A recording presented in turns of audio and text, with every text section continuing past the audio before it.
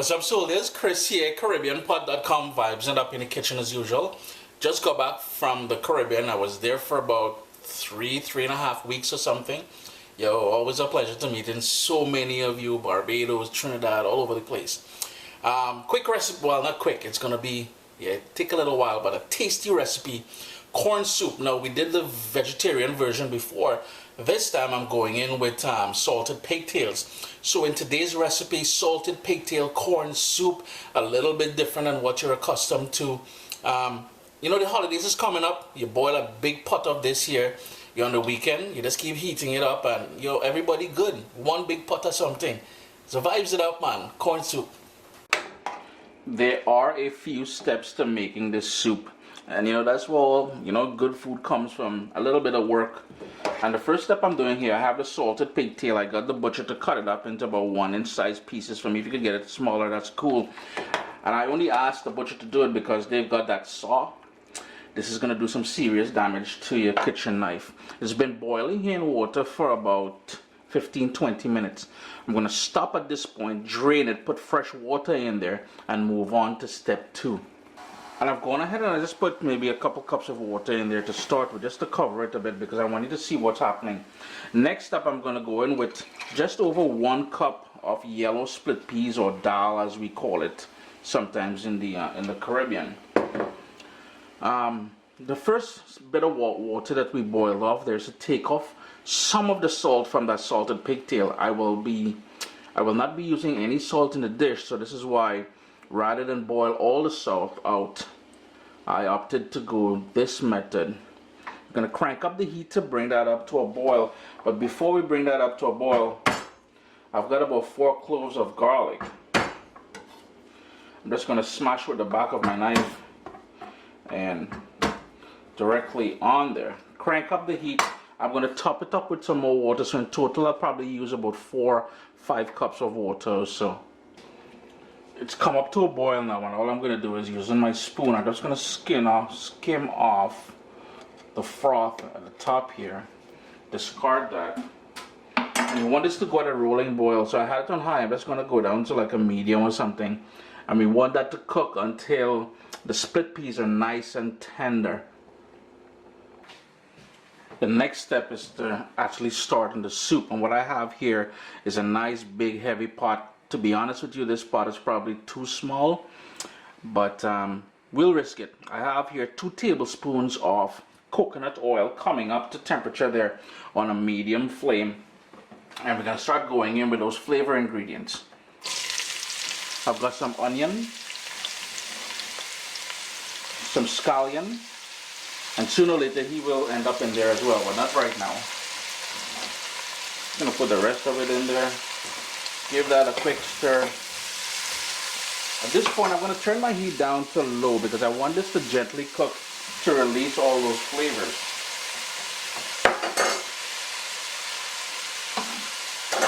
I've got some diced celery, and all the ingredients I use here today will be mentioned down in the description of the video, and I'll also post the actual recipe as I normally do on CaribbeanPod.com. Some shado beni, or what is called culantro. If you cannot get shado beni, don't stress too much. You can also use cilantro if you wanted to. Some parsley, and you can see all that nice herbal elements going in there. Some fresh thyme, and I've got here 3 seasoning peppers, which I just diced up really small. If you cannot get seasoning peppers, again, don't stress. If you go to a Caribbean grocery store, it will be called either seasoning peppers or pimento peppers, as we call it down in Trinidad and Tobago. Just give that a quick stir. And here's where I'm also going to go in with some black pepper. Fresh ground is always best. So a nice dose of that fresh ground black pepper. And I have here 3 bird's eye pepper or bird's eye chili. I'm just going to go in with 2 of them. You can certainly hold off on it, or you can add more. It's totally up to you. I want that kick. Just going to break them. And we're going to let that sweat down now for about 5 minutes, just to soften everything and to create that lovely base of flavor that we're hoping to achieve. Your kitchen should already have that lovely aroma of the Caribbean with all those herbs and onions and everything cooking down there. Next up is the body of the soup, what's going to bring everything together. And I have here some diced pumpkin, along with some sweet potato. And I know my Caribbean people watching this will be intrigued by the color of this. And that is just the variety that is known here in North America as sweet yams or sweet potato. There's many different names it goes by. It is not as sweet as the sweet potato we have in the Caribbean, I'll be honest with you. Give that a quick stir. I'm just going to crank up my heat a little bit to medium now. All the while I had it on low, if you remember. Next up, a couple carrots. And we'll need some liquid to bring this all together. And in my case here, I'm going to use chicken stock. And this is just my homemade chicken stock.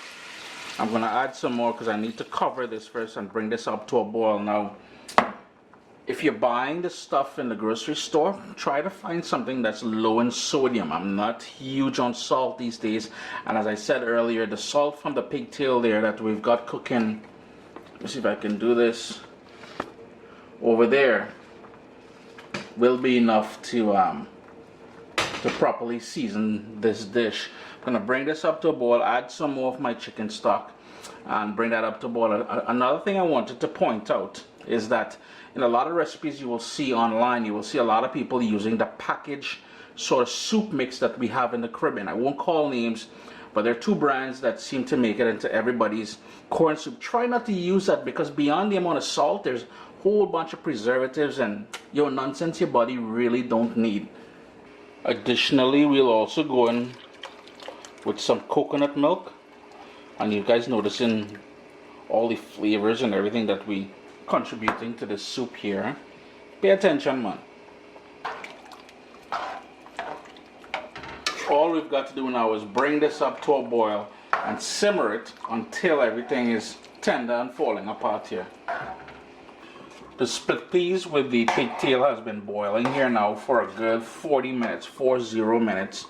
So I'm just going to show you quickly.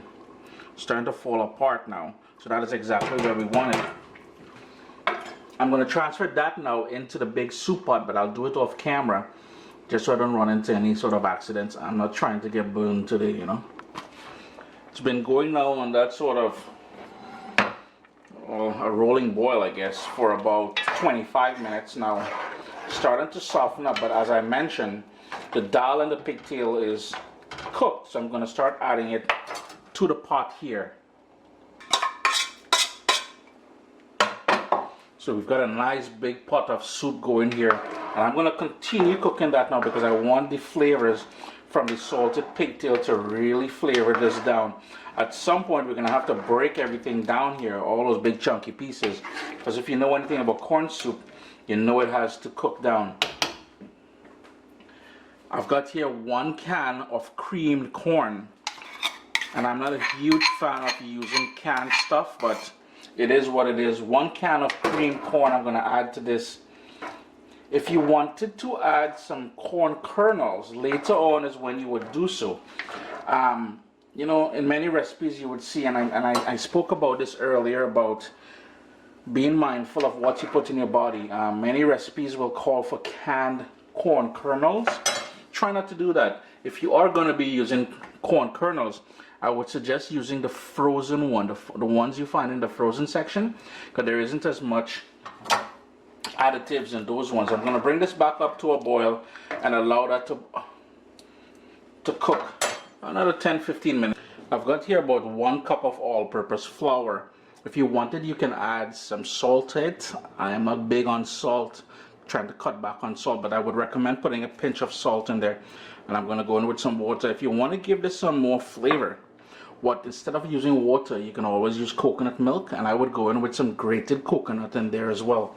Just going to go ahead, and I already tell I'm going to need I'm gonna need some more water. But the whole idea here is to make a nice soft dough, which we're gonna make flour dumplings out of. And I'm just gonna continue working this until the dough is nice and soft. It's all come together. After you've got that dough ball, you want to allow it to rest for about, I don't know if you guys can see me, the camera angle is kind of weird there.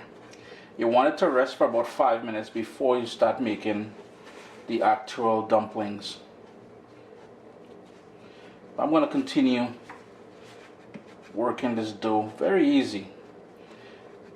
Before we get to actually adding the flour dumplings and the cut corn, I have my corn all ready to go in there. We will need to go in with a swizzle stick or immersion blender and give that a good once over. We want everything to break up and come together. The pumpkin should be nice and soft now.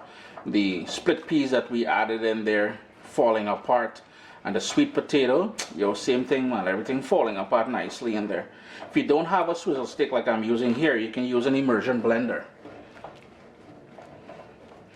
Just going to work this for about 3 or 4 minutes just to make sure everything is nice and smooth. Now if you want it a little bit chunky, you can certainly do that, because I know something like the carrots will not be as easy to break down, which is cool. The dough ball has been resting for about 5 minutes or so. I'm just going to pinch off maybe about, make it into 4 smaller dough balls like so. Try to get them a bit even. Put some flour in your hands. Put some down on your work surface. And how you make these dumplings is totally up to you. I'm just gonna roll them out into like cigars, into a long cigar, and then we're gonna cut it into small pieces. It's not trying to cooperate, so let's do it in my hand.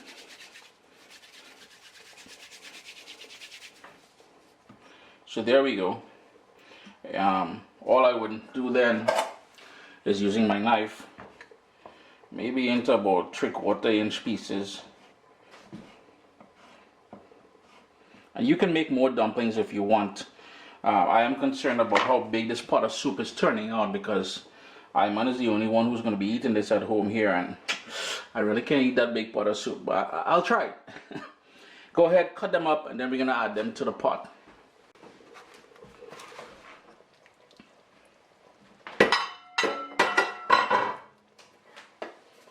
Give that a quick stir, and here's where you're going to personalize things. You're going to taste it for salt and adjust it accordingly. I am not going to add any more salt to this because I know that salted pigtail that we added will be enough. You may need to add some more liquid, because when we add the flour dumplings in there, the flour may tend to want to thicken it up a bit more. Also keep in mind that once it cools down, it will thicken up quite a bit. So here's where we're going to go in with those flour dumplings. Add as many as you want. You can double up on the recipe for the dumplings, and I'll add the rest of them off camera. And here's where we're going to go in with that corn, and I'm using sweet corn. You can add any sort of corn you want. Now after you've added the dumplings and the corn, I would taste it one more time for salt, just to make sure. I'm going to add some more corn in there just to make sure it has enough salt. After you've added everything, allow it to cook for a further 10 minutes or so. Stir it so it doesn't stick on the bottom. Chris here, CaribbeanPot.com. Always a pleasure to have you all in the kitchen with me. A couple things I wanted to point out here. If you wanted to add more cream corn, you can certainly do that. When we added the dumplings and the bigger pieces of corn, if you wanted to add corn kernels in there, that's when you would do that. Taste it one more time for salt. Enjoy, man. Just be prepared. You're going to be sleepy after this one here. If you have a comment or you'd like to hear back from me, please leave a comment down below within the first 24 hours of the video going live. That's when I usually answer those comments. Always a pleasure to have you guys here in the kitchen with me. Enjoy this corn soup, man. My little baby is here. We've got cookbooks, guys. WestIndianFoodCompany.com. Get your copy today.